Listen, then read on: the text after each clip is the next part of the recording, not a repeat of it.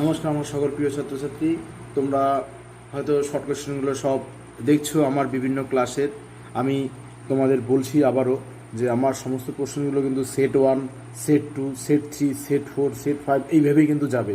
তোমরা সব সময় আমার যে সমস্ত ভিডিও আপলোড হয়েছে তোমরা কিন্তু যখন শর্ট কোশ্চেন, বিশেষ করে চাকরির জন্য বা অন্যান্য বিষয়ে যখন তোমরা শর্ট কোশ্চেনগুলো দেখবে তখন অবশ্যই তোমরা সেট 1, সেট 2, সেট 3, সেট 4 এইভাবে যেই ভিডিওগুলো রয়েছে তোমরা কিন্তু সেগুলো দেখবে একদম প্রত্যেকটা ভিডিওর মধ্যে আমার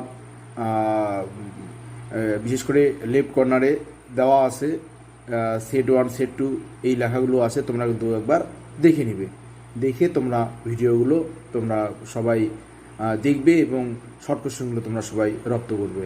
এবং ভালো লাগলে অবশ্যই তোমরা লাইক দিবে এবং তোমাদের যদি কোনো কমেন্ট থাকে, যদি তোমাদের কোনো বলার থাকে তোমরা অবশ্যই কমেন্ট বক্সে লিখবে এবং বলবে। আর অবশ্যই তোমরা কিন্তু সাবস্ক্রাইব করবে এবং সঙ্গে তোমরা কোশ্চেনগুলো ফলো করবে। আজকে আমাদের প্রশ্ন যেটা দেওয়া আছে তোমরা দেখো যে প্রথম প্রশ্ন, ভারতের কোন কেন্দ্রশাসিত অঞ্চল একসঙ্গে দুটি রাজ্যের রাজধানী? ভারতের কোন কেন্দ্রশাসিত অঞ্চল? আচ্ছা, এটা তোমরা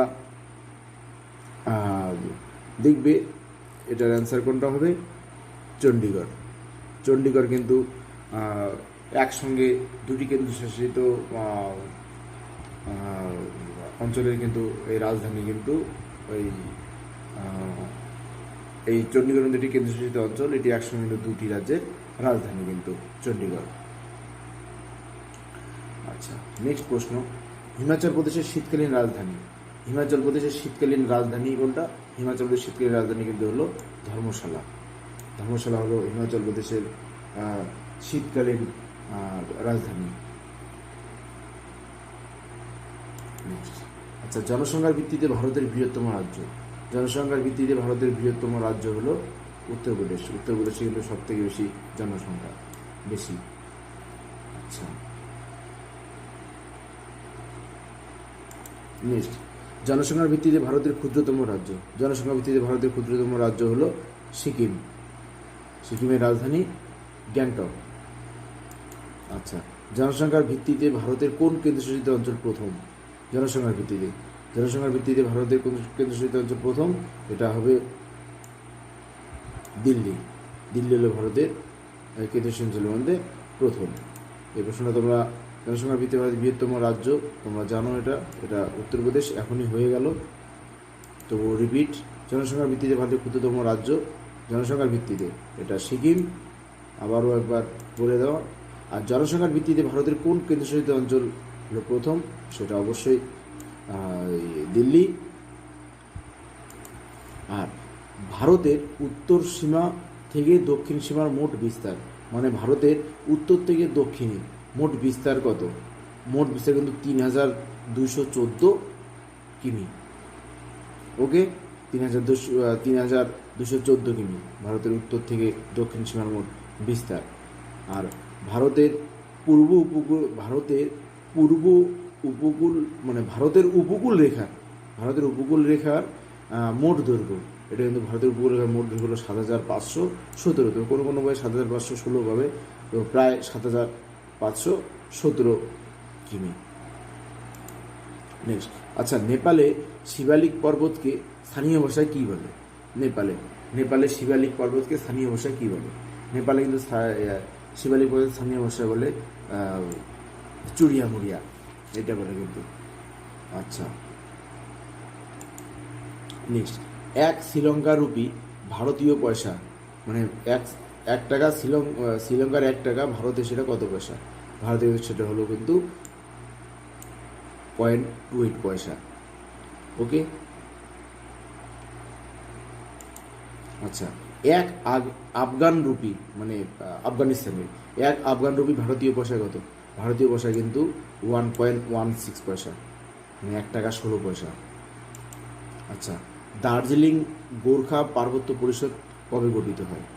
দার্জিলিং গোর্খা পার্বত্য পরিষদ গঠিত হয় 1988 সালে। নেক্সট, 3 মেগা করিডোর কোন রাজ্যে অবস্থিত? 3 মেগা করিডোর, এটা কিন্তু একটা ভীষণ একটা আম,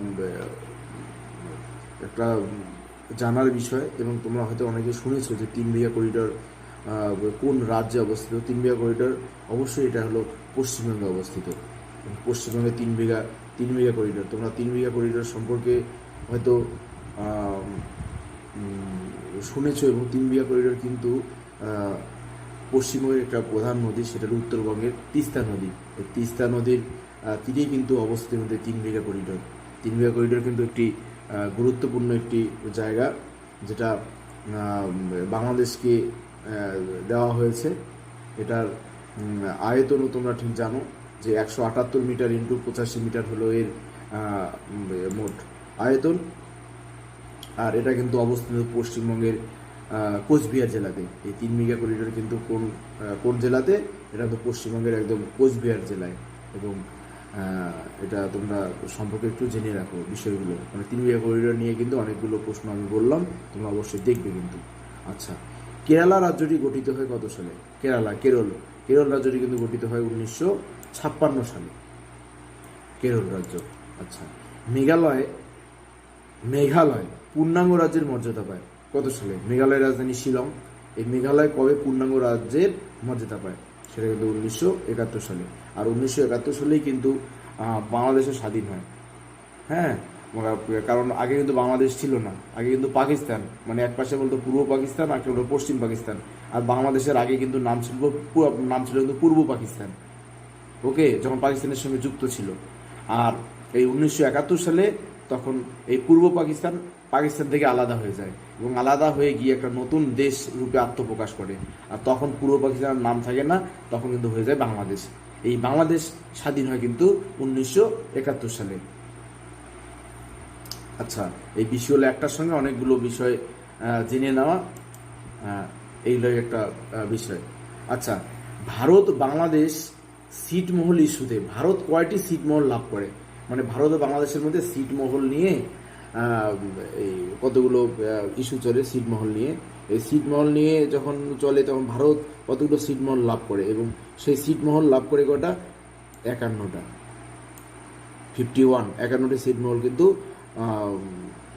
ভারত এই কটা ছিটমহল কিন্তু লাভ করে। আচ্ছা, একই রকমভাবে দেখো, ভারত বাংলাদেশ ছিটমহল সমস্যাতে বাংলাদেশ কটি ছিটমহল লাভ করে? বাংলাদেশ 111টি। বাংলাদেশ করে অনেকগুলো ছিটমহল বেশি পায় কিন্তু বাংলাদেশ। আচ্ছা, নেক্সট, সম্বর হ্রদ ভারতের কোন রাজ্যে অবস্থিত? সম্বর হ্রদ অবশ্যই একটি লবণাক্ত হ্রদ, এটা কিন্তু অবস্থিত হলো রাজস্থানে। ওকে, সম্বর হ্রদ কোথায় অবস্থিত? সম্বর হ্রদ অবস্থিত হলো রাজস্থানে। আচ্ছা, নেক্সট, পুলিকট হ্রদ হলো ভারতের কোন রাজ্যে অবস্থিত? পুলিকট হ্রদ হলো তামিলনাড়ু রাজ্যে অবস্থিত। তবে হ্যাঁ, পুলিকট হ্রদ তামিলনাড়ু এবং অন্ধ্রপ্রদেশ এই দুটি রাজ্যের মধ্যেই কিন্তু অবস্থিত কিন্তু। এবং তামিলনাড়ুর অল্প একটু অংশ জুড়ে কিন্তু পুলিকট হ্রদ, এবং অন্ধ্রপ্রদেশ কিন্তু একটি বড় অংশ জুড়ে কিন্তু পুলিকট হ্রদ অবস্থিত। এবার অনেক সময় হয়তো তোমাদের এরকম দিতে পারে যে পুলিকট হ্রদ ভারতের কোন রাজ্যে অবস্থিত, এখানে অপশন দিল, হয়তো তামিলনাড়ু না দিয়ে অন্ধ্রপ্রদেশে দিতে পারে, তাহলে কিন্তু সেটা কিন্তু রাইট, অন্ধ্রপ্রদেশ। এবং অন্ধ্রপ্রদেশের একটা বড় অংশ জুড়ে কিন্তু পুলিকট হ্রদ, প্রচুর এখানটায় মৎস্য উৎপাদনও করে এই পুলিকট হ্রদ থেকে। ভীষণ একটি সৌন্দর্যপূর্ণ একটি হ্রদ, এবং তোমরা সবাই হয়তো জানো যেখানটায় আমাদের এই পুলিকট যে হ্রদ থেকে একটু আলাদা হয়ে একটা যেখান থেকে ভারতের রকেট উৎক্ষেপণ হয়, আর সেটা কিন্তু মানে আমরা জানি যে শ্রীহরিকোটা, এই শ্রীহরিকোটা কিন্তু এই পুলিকট হ্রদের কাছেই কিন্তু, একটু ওই সমুদ্রের দিকে। আর পুলিকট হ্রদ এই যে জাস্ট ওই কাছাকাছি কিন্তু অবস্থিত। এটা কিন্তু তোমরা একটু জেনে রাখবে। আচ্ছা, তাহলে পুলিকট হ্রদ কোথায় অবস্থিত? পুলিকট হ্রদ অবস্থিত তামিলনাড়ুতে, এবং অন্ধ্রপ্রদেশ যদি থাকতে হলে অন্ধ্রপ্রদেশে হতো। আচ্ছা, নেক্সট, লোকটাক হ্রদ ভারতের কোন রাজ্যে অবস্থিত? লোকটাক হ্রদ অবশ্যই হলো কোথায়? মণিপুরে অবস্থিত হলো লোকটাক হ্রদ। ওকে, মণিপুরের রাজধানী ইম্ফল, আর নাগাল্যান্ডের রাজধানী কোহিমা। হ্যাঁ, এগুলো কিন্তু জেনে রাখবে। আচ্ছা, নেক্সট, চিল্কা হ্রদ ভারতের কোন রাজ্যে অবস্থিত? চিল্কা কিন্তু ভারতের বৃহত্তম কিন্তু উপহ্রদ। চিল্কা হলো কোথায়? উড়িষ্যা রাজ্যে অবস্থিত। উড়িষ্যার রাজ্যে অবস্থিত হলো চিল্কা, ভারতের সব থেকে বড় উপহ্রদ চিল্কা। ওকে, এটা কিন্তু একটা ভালো শর্ট কোশ্চেন। এবং ডাল এবং উলার হ্রদ জানো, ভীষণ সৌন্দর্য এবং সৌন্দর্যপূর্ণ জায়গা এই দুটো হ্রদ। বিশেষ করে শীতকালে এগুলো বরফে ঢাকা থাকে। ডাল উলার হ্রদ কোন রাজ্যে অবস্থিত? এটা অবভিয়াসলি কোথায় অবস্থিত? জম্মু কাশ্মীরে সব থেকে যে সৌন্দর্যপূর্ণ জায়গাগুলো আছে তার মধ্যে কিন্তু একটা হলো ডাল আর উলার হ্রদ। এখানটা কিন্তু ভ্রমণ করতে কিন্তু প্রচুর মানুষ যায় এবং এটা দেখতেই কিন্তু যায়, বিশেষ করে ডাল ও উলার হ্রদ। ওকে, জম্মু কাশ্মীর এখন কেন্দ্রশাসিত অঞ্চল হিসেবে পরিগণিত হয়েছে জম্মু কাশ্মীর। তোমরা জানো 2019 সালে জম্মু কাশ্মীরকে ভেঙে দুটি কেন্দ্রশাসিত অঞ্চল করা হয়। একটা হলো জম্মু আর একটা হলো লাদাখ। জম্মু কাশ্মীর, একটা হলো লাদাখ। আচ্ছা, নেক্সট, প্যাংগং হ্রদ ভারতের কোন রাজ্যে অবস্থিত? প্যাংগং হ্রদ ভারতের কোন রাজ্যে? প্যাংগং হ্রদ কিন্তু ভারতের এই জম্মু কাশ্মীর রাজ্যে কিন্তু অবস্থিত প্যাংগং হ্রদ। ওকে, প্যাংগং হ্রদ হলো কোন রাজ্যে? প্যাংগং হ্রদ হলো ভারতের জম্মু কাশ্মীর রাজ্যে অবস্থিত। এটার কিছু অংশ ওদিকে চায়না কিন্তু ভারতের একটা অংশ দখল করে রেখেছে, যেটাকে আমরা যেটাকে বলা হয় চীন অধিকৃত কাশ্মীর, যেটাকে বলা হয় এই অংশটা কিন্তু চীন দখল করে নিয়েছে ভারতের।